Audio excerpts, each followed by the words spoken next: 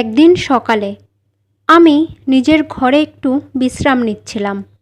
হঠাৎ আমার কানে আওয়াজ এলো, বৌমা, ও বৌমা, কোথায় গেছো তুমি? আমি কখন থেকে ডাকছি। আমি এখন আর তাড়াতাড়ি হাঁটতে চলতে পারি না, তাই আস্তে আস্তে শাশুড়ি মার ঘরের দিকে গেলাম। আমাকে দেখা মাত্রই শাশুড়ি মা রেগে বলে উঠলেন, কতক্ষণ ধরে ডাকছি, কোথায় ছিলে? কানে কি কিছুই যায় না? শাশুড়ির কথা শুনে আমি একটু ঘাবড়ে গিয়ে বললাম, মা, আসলে এখন তো আমার 8 মাস চলছে। ডাক্তারবাবু বলেছেন বিশ্রাম নিতে, তাই একটু শুয়েছিলাম। আমার কথা শুনে শাশুড়ি মা মুখটা বেঁকিয়ে বললেন, হ্যাঁ হ্যাঁ জানি, তুমি মা হতে চলেছ, সেটা আবার অত বলার কি আছে। এখন যাও, ঘরটা ঝাড় দিয়ে কলপাড়ে বাসন রাখা আছে, মেজে নাও গে, আর কাপড়গুলোও ধুয়ে নিও। শোনো, আমি যখন গর্ভবতী ছিলাম না, তখন তো ডেলিভারির আগের দিন পর্যন্ত কাজ করেছি। শুধু তুমিই একা মা হতে চলেছ এমনটা তো নয়। আমি আর কিছু না বলে চুপচাপ কাজ করতে শুরু করে দিলাম। আজ যদি আমার নিজের মা বেঁচে থাকতো, তাহলে হয়তো এই সময়ে মায়ের কাছে গিয়েই থাকতে পারতাম। কিন্তু আমার যে ভাগ্যটা সব দিক থেকেই খারাপ।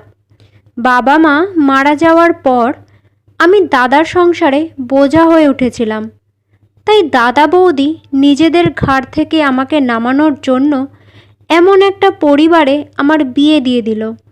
স্বামী আমার খারাপ না, তবে এই বাড়িতে শাশুড়িমার কথাই সব। এই অবস্থাতেও সকাল থেকে রাত পর্যন্ত সারা বাড়ির কাজ একা সামলাতে সামলাতে আমার শরীর ভেঙে পড়ে। মাঝে মাঝে এত ক্লান্ত হয়ে পড়ি যে দাঁড়িয়ে থাকতেও কষ্ট হয়। তখন একটু বসে নিয়ে আবার উঠে পড়ি কাজ করতে। এইভাবেই সময় এগোতে থাকে। একদিন সকালে হঠাৎ আমার শরীরটা ভীষণ খারাপ করে, প্রসব ব্যথাও শুরু হয়ে যায়। আমার স্বামী আমাকে হাসপাতালে ভর্তি করার ব্যবস্থা করলে শাশুড়ি মা বাধা দিয়ে বলেন, বাড়িতেই ডেলিভারি হোক, হাসপাতালে নিয়ে যাওয়ার দরকারটা কি?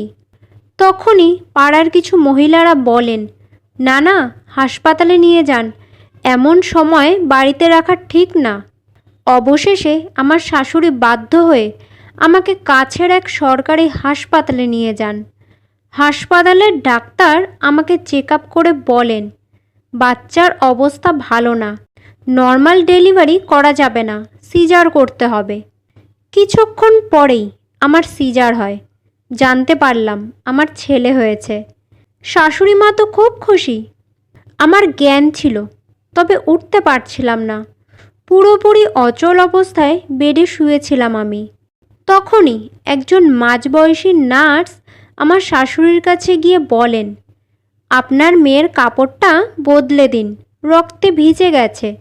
কথাটা শুনেই আমার শাশুড়ি নাক সিটকিয়ে বললেন, আমি এসব করতে পারবো না, আর ও তো আমার মেয়ে নয়, ও হলো আমার ছেলের বউ। আপনি আমায় কেন করতে বলছেন? এসব করতে গেলে আমার গা গিনগিন করবে। এটা তো আয়াদের কাজ। তাছাড়া সরকার তো আপনাদের এই জন্যই মায়না দেয়। এই কথা শুনে নার্স একটু চুপ করে থেকে বলেন, আচ্ছা, যদি ওর জায়গায় আপনার নিজের মেয়ে থাকতো, তখনও কি আপনি কাপড় পাল্টে দিতেন না? তখনও কি বলতেন এটা নোংরা কাজ, এসব করতে গেলে আপনার গা গুলোবে? আর ভবিষ্যতে যখন আপনি বুড়ো হবেন, হাঁটতে চলতে পারবেন না, তখন যদি আপনার ছেলের বউ বলে, আপনি তো আমার মা নন, আপনাকে ছুতে ঘেন্না লাগে, তখন কেমন লাগবে আপনার?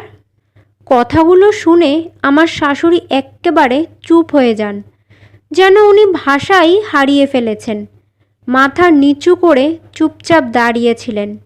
এই দেখে নার্স মুচকি হেসে বলেন, থাক, আপনাকে কষ্ট করতে হবে না, আমি বদলে দিচ্ছি। এটাই তো আমাদের দায়িত্ব। আমরা সরকারি কর্মী, আমাদের বেতন এই কাজের জন্যই দেওয়া হয়। নার্স ধীরে ধীরে আমার কাপড় পাল্টাতে থাকেন। তখন ওয়ার্ডে থাকা অন্যান্য নার্স, আয়া সবাই এগিয়ে আসে সাহায্য করার জন্য। আর চারপাশে থাকা রোগীর আত্মীয়রা তাকিয়ে থাকে আমার শাশুড়ির দিকে। একটা অস্বস্তিকর পরিবেশ তৈরি হয়ে যায় ওখানে। চলে যাওয়ার আগে নার্স দিদি আমার শাশুড়ি মাকে আবার বলেন, দিদি, আপনার যখন বয়স হবে তখন যদি আপনার ছেলের বউ আপনাকে অবহেলা করে, আপনি এখানে চলে আসবেন। আমরা আপনার সেবা করব। কারণ আমরা তো সরকারি চাকরি করি, সরকার আমাদের এর জন্যই টাকা দেন।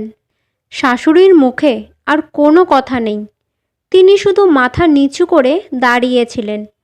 আর নার্স চুপচাপ নিজের কাজ শেষ করে বেরিয়ে যান। শাশুড়ি মাকে দেখে মনে হচ্ছিল উনি নিজের ভুল বুঝতে পেরেছেন। তারপর থেকে শাশুড়ি মায়ের ব্যবহার এক্কেবারে বদলে যায়। আমার দেখাশোনা তিনি নিজের হাতেই করেন। আর আমার মনটাও নতুন মাকে পেয়ে খুশিতে ভরে ওঠে।